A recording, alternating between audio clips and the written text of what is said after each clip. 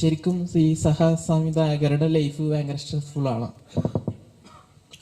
Stressful എന്ന് വെച്ച് കഴിഞ്ഞാൽ സിനിമ അവരെപ്പോൾ സിനിമ ചെയ്യുന്നു എന്ന് പറയുന്ന ഒരു യാത്രയുണ്ടല്ലോ.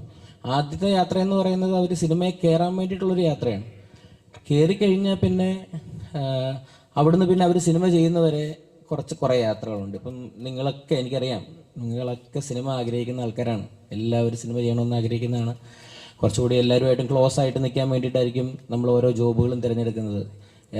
പലപ്പോഴും സിനിമയിൽ അസിസ്റ്റന്റ് ആകാനായിട്ട് അവസരം കിട്ടാതെ വരുമ്പോൾ സിനിമയുടെ ഏതെങ്കിലും മേഖലകളിലൊക്കെ അവർ എൻട്രി ആവും.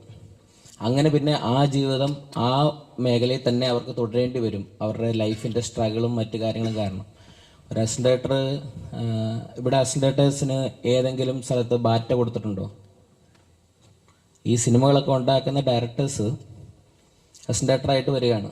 അപ്പോൾ അവർക്ക് കുടുംബമുണ്ട്, അവർക്ക് വീടുണ്ട്, അവരെന്തോ അടിമപ്പണി ചെയ്യാനായിട്ട് കൊണ്ട് നിർത്തിയേക്കുന്ന ആൾക്കാരാണ്. എല്ലാവരും ചീത്ത വിളിക്കും. ആ സിനിമാ സെറ്റിലുള്ള മുഴുവൻ ആൾക്കാരും എന്തുണ്ടെങ്കിലും ചീത്ത വിളിക്കുന്ന അസിസ്റ്റന്റേഴ്സിനെയാണ്. അപ്പോൾ ഞാനും അതുപോലെ ഒരുപാട് ചീത്ത കേട്ടിട്ടുണ്ട്. അത് ഭയങ്കര ഇമോഷണലായിട്ടൊന്നും പറയുന്നൊന്നുമില്ല, അത് നമ്മളുടെ ജോലി തന്നെയാണ്. നമ്മൾ ആ പണി എടുത്തേ പറ്റുള്ളൂ.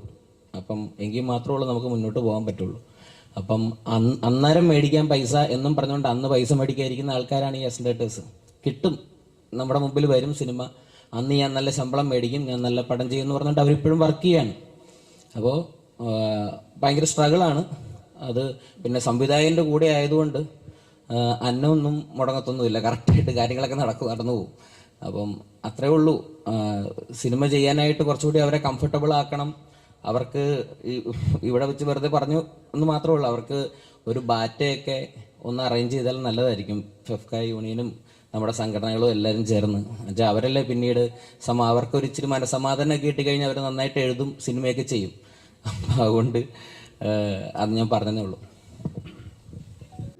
ബിക്കോസ് ഞാൻ ചോദിക്കാൻ കാരണം താങ്കളിൽ നിന്ന് ഒരുപാട് സിനിമകൾ പ്രതീക്ഷിക്കുന്നുണ്ട്, അതുകൊണ്ടാണ് ചോദിച്ചത്. സമയം എടുക്കുന്നത് പ്രിപ്പറേഷന് വേണ്ടിയിട്ടൊന്നുമല്ല.